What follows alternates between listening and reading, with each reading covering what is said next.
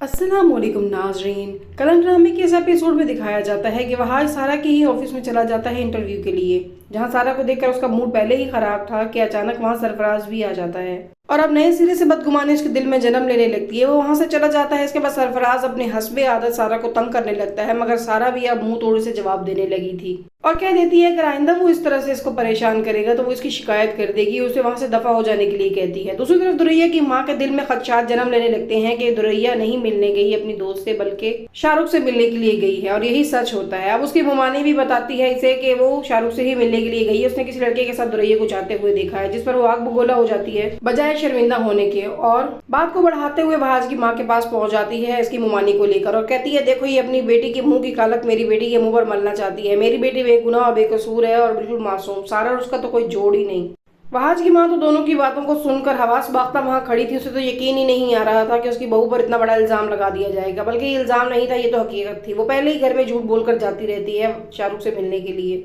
सारा की माँ सबूत न होने की वजह से शर्मिंदा होकर वहां खड़ी हुई थी। सारा के ऑफिस में किसी कलीग के एब्सेंस की वजह से काम मुकम्मल नहीं हो पाता, जो सारा मुकम्मल करके दे देगी अपने बॉस को, और इसके बाद सारा की रेपुटेशन अपने बॉस की नजरों में बहुत ज्यादा अच्छी हो जाएगी और वो यकीनन उसे कोई अच्छी पोस्ट भी ऑफर कर देगा।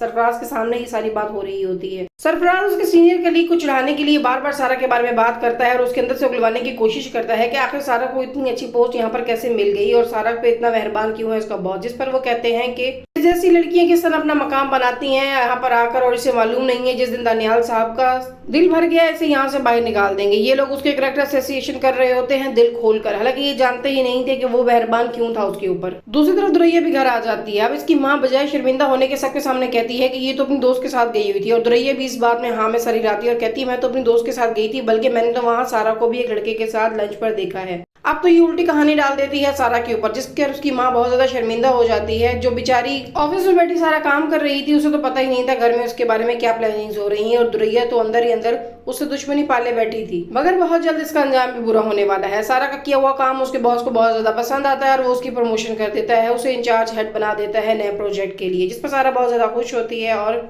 उसको उसकी अच्छाई का सिला मिल जाता है। अब दुरैया की माँ उससे पूछगछ कर रही होती है कि ये सारी बातें उसकी सास सुन लेती है और इस तरह उसे पता चल जाता है कि दुरैया अपने किसी बॉयफ्रेंड के साथ गई थी, बल्कि किसी दोस्त के पास नहीं गई थी। मगर क्या करती है, एक तरफ बहन थी और दूसरी तरफ भांजी, और जो अब बहू भी बन चुकी है। वो शर्मिंदा होकर भाई सारी बातें सुन रही होती है। अब उसे एहसास हो जाता है उसे सारा की माँ के पास जाना चाहिए और उससे बात करनी चाहिए। दुरैया का बेशरम और हद धड़म चेहरा अब उसकी सास के सामने आ चुका था, जिस पर उसकी माँ भी शर्मिंदा है और अब उसे कुछ नहीं कह पाती। अब वो जाती है सारा की माँ के पास और उसे हाथ जोड़कर माफी मांगती है, मगर सारा की माँ भी अब उससे कह देती है कि आप लोग अपने दिल की आंखों को खोलें और खोलकर मेरी बेटी को देखें। मेरी बेटी का कोई कसूर नहीं है, वो बेगुनाह है। अब आप लोग उस पर इल्जाम लगाने से गुरेज करें। वहाज की माँ सब सच जान चुकी होती है, मगर कुछ कह नहीं पा रही होती, कहीं उसके बेटे का घर एक दफा फिर न टूट जाए। अब वो दुरैया से कह देती है कि अपनी दोस्त को खाने पर बुला लो, इस तरह से हम भी उससे मिल लेंगे और तमाम गलतफहमियां भी दूर हो जाएंगी। मगर दुरैया कैसे बुलाती वो तो ही नहीं शहर में। नाज़रीन, आप क्या समझते हैं, दुरैया अपने ही खोदे हुए कुएं में गिर जाएगी? जो झूठ उसने बोला था सारा को फंसाने के लिए, क्या वो उसमें खुद फंस जाएगी,